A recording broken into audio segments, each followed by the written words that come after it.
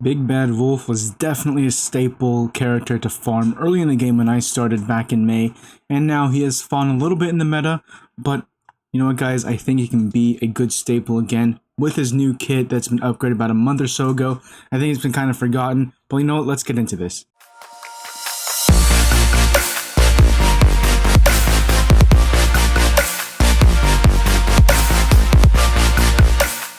Welcome back to DSA Games, guys, and today, like I said, we are going to be talking about Big Bad Wolf, and I've been using Big Bad Wolf pretty much since I unlocked him back in probably June or so.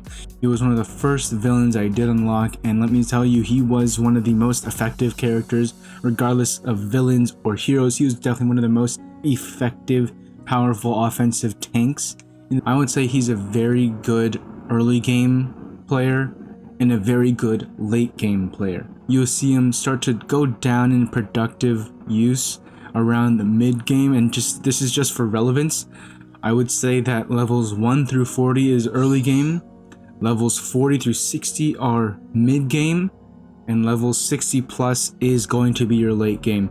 But I would even say that level 55 to 60, you're really going to see him go down because his gear tier just doesn't come in play yet, and he's just not that all around super good to use, and there's better players out, better characters to use besides him, but he will be a better factor coming later when his gear 7 abilities are upgraded, and we'll get into that real quick.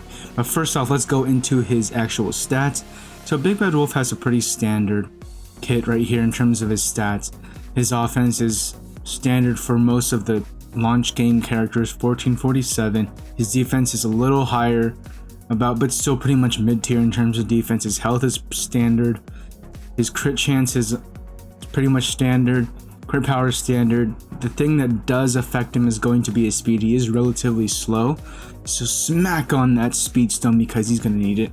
He's definitely going to need speed stone just to be a little bit more relevant. And this is more of like an entire like Downtown's villains issue, there is no character that leads that gives him a speed boost. For instance, Kingdom and obviously Big Hero 6 and Tech Team have hero that gives him that speed boost, so you're going to need to upgrade him with that speed stone to compensate for that. And I think overall the Downtown's villains are going to need a new character to increase their speed, give them a speed boost. I don't know who that could be. I could even see Syndrome being the new Downtown's villain leader, change leadership abilities, because I think currently it's about crit chance or crit power, and I think he would be much better off doing speed and giving that Downtown's villain team a better chance to become part of the meta for I think the first time ever. I don't think that Downtown's villains has ever been that relevant in terms of the meta, but I think that would be a good way to do it for Downtown villains. I think that faction is one of the ones that are suffering a little bit, including Wilds, even though Wilds does have Elsa. And Sven and Kristoff is just not one of those like meta breaking factions such as Oceanics and Kingdom and Tech, so keep that in mind. Anyways, we're back, supposed to be talking about Big Bad Wolf, and let's get into his actual abilities and what he can bring to the table. I'm gonna break it down from early, mid, and late game, how effective he's gonna be. Big Bad Wolf's kit is, for his basic, is pretty standard. What is good though, once you do eventually upgrade him, is that it gets obviously better and better, but specifically with Big Bad Wolf, he does a lot of things that really make his basic unique. Similar to Elsa, where hers does a lot of damage, Big Bad Wolf does a lot of damage in his basic too. For instance, when we get into level 2, there's a 50% chance that he's going to strike a critical strike guaranteed if the target's health is below 50%. He does do a 50 damage bonus at level 3, which is pretty standard across all characters. Their basics do get that little buff at level 3. But at level 4, and this is where you're going to need gear 7. 30% chance to perform an extra attack if the target is a hero character and their health is below 70%. Now, I don't know about you, but I do fight a lot of Oceanic teams, Big Hero 6 teams, Frozen teams, and occasionally some Kingdom teams, so this comes in mighty handy. I've seen him do about 70,000, about 7 to 8,000 in damage, because he does get that guaranteed crit if their health is below 50%, and if their health is below 70% and their hero character he does even more damage with that extra attack. So I do think he is very effective late game. Now you can see here he only does 30%, 50% damage at level 3, and that's going to be at around mid game. It's going to tear off. I'd say like 50 and above, 55. You're going to see like his basic is not going to be as effective. Still does some significant damage, don't get me wrong, but not as effective once you get into level 4 in that late game. In the beginning game, it's amazing. He does a lot of damage compared to most everyone else's basics. He does a lot of damage.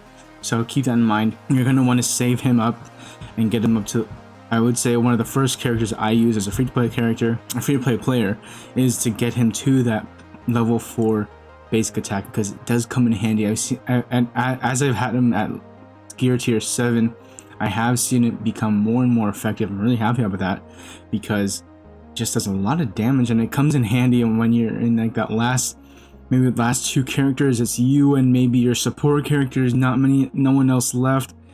Big Bad Wolf can come in there and do the double follow-up attack, and it does a lot of damage. Usually can get rid of the character at that point of the stage of the battle. So on to his first special, which is going to be Huff and Puff. I have it at level 4, and it says deal up to 2,300 damage to all opponents, 40% chance to inflict defense down for 2 turns, guaranteed to inflict defense down if an opponent is a hero character, and lastly, purge taunt from the target opponent. So I would say his Huff and Puff is going to be the key to you using him late game.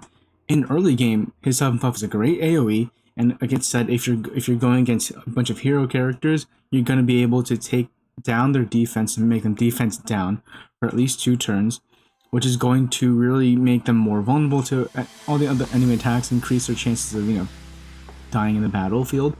So I would highly recommend you guys to upgrade this as fast as possible, and I see this being very effective as you get towards later of the early game, where you're going to see characters maybe not get wiped out as easily with a Huff and Puff. When you get that 50% damage, it does help out a lot, and I've seen it be more effective, but that effectiveness does not carry into the mid game, which again I said is probably around level 40 to 50, especially as you get again later into level 50 plus 55 and plus range. Now the important part here is that when it's level 4, he gets really effective because you purge that taunt.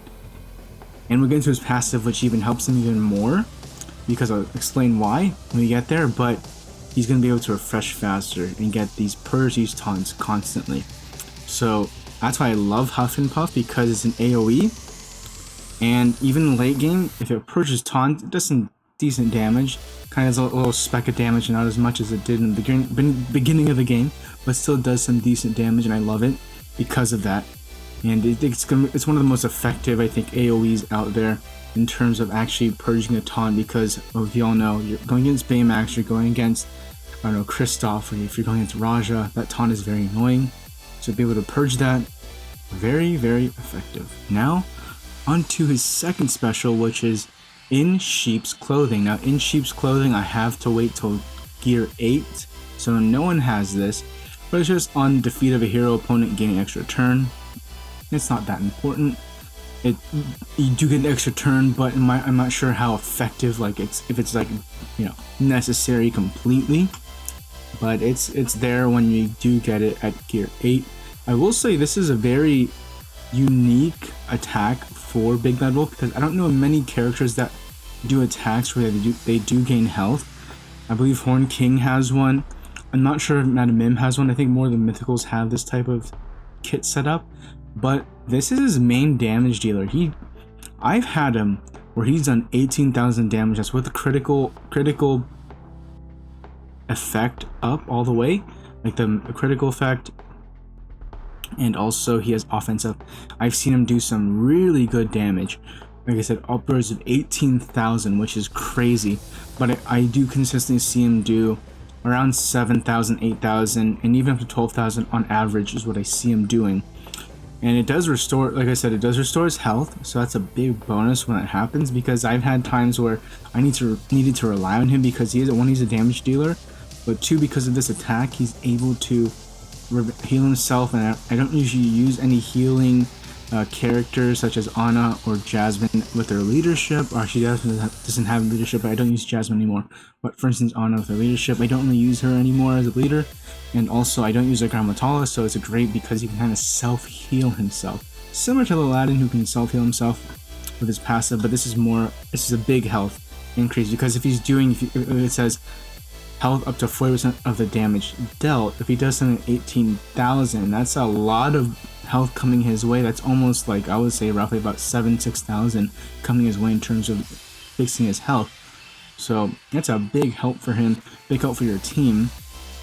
And I think it's one of the most effective special attacks for a single damage dealer. Now, there's not much I can say about this other than it can wipe out a character, and it's just a one-shot pony, and it's really effective and it does help heal him. But besides that, there's nothing too much to it. But we're gonna go to his passive, and here's where he gets really interesting with his passive. Heroic Grudge. Damage dealt against hero characters increased by 35%. And on defeat of hero opponent with any ability, increase magic of all abilities by 1.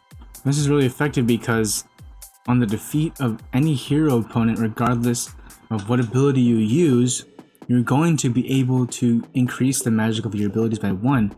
So if you have a mixture of Cauldron and you defeat characters, it's going to be a big boost to your overall magic capabilities, and I think it's going to really increase you. And plus, at level 3, you do 10% bonus damage against hero characters, so it's going to be really effective. It's going to really help both your specials and of course your basic in terms of affecting people. And they already have, I remember his basic already has some built-in tactics where it's going to affect hero characters already, so you're going to even do more damage against hero characters. His passive is going to be very effective, and I think it's one of the more unique packages out there in terms of kit, where I don't know if there's like specific characters in the hero realm, or if they do damage against villain characters, or they get bonus damage or anything like that. But I don't even think there's any other villains characters that has this type of bonus to it.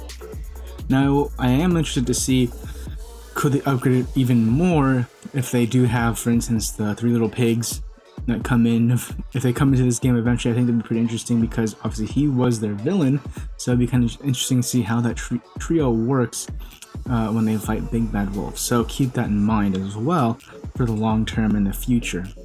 Now, in terms of spells that I think are going to benefit Big Bad Wolf, I don't think you're going to need Grammatol. I think that he is actually pretty good with Peach Shadow. Peach Shadow, he does do a lot of assists. I notice especially with Anna, for instance, he gets called in pretty frequently to do assists, and his assists are pretty powerful. So he might be going for a Peach Shadow if you want to copy him, or even I think Cauldron is going to really help him to make sure if you have let's say if you have several tanks on the field you do taunts, to have this Huff and Puff ready to go one after another. I think it would be very, very effective to use that as well. But there's no other spells that necessarily benefit him directly, that there's no faction related because he's downtown villain. There's no direct spell that benefits him because of his faction or his character overall. So I think that's going to be the only hindrance, that there's no direct spell to help him out.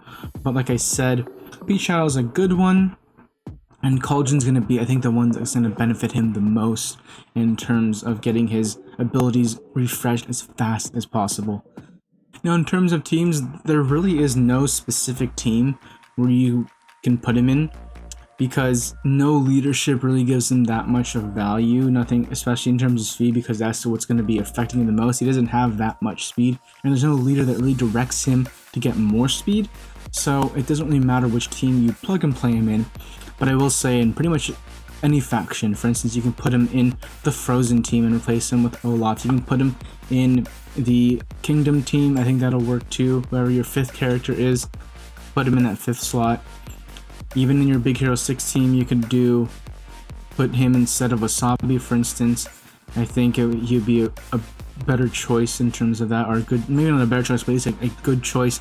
Obviously, I'm talking about meta teams. Even Oceanics, you can put him in there as well. I think for him, a good Oceanics team would be Maui. You put Moana, you put Gantu and Bubbles in him. I think that's a pretty decent team as well. I haven't really explored that. I do use him with my Kingdom team, my Kingdom Frozen mixture team. I do have him with Elsa.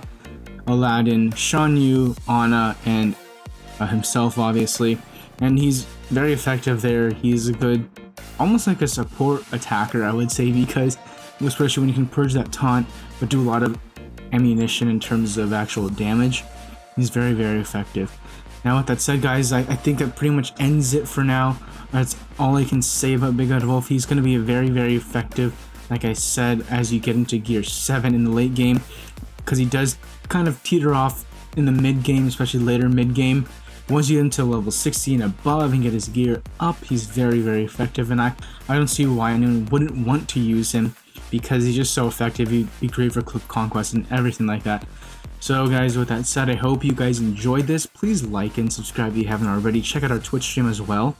We also are on Discord. The links are all in the description or on my channel if you want to check those out. So also guys, if you're looking for a team, please look at these links in this picture up here, and I'm sure you're going to enjoy joining the Guardians of the Galaxy. And I hope you guys give it a shot. Check us out.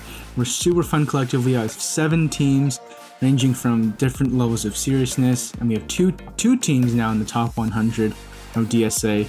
So just keep that in mind. We are a growing team, and I wouldn't be surprised in the coming months if we get more teams up there in the top 100 as you get more and more serious in this game with all our teams doing a lot of good work. So anyways guys, thanks for watching, and I'll see you guys in the next one. Have a good one.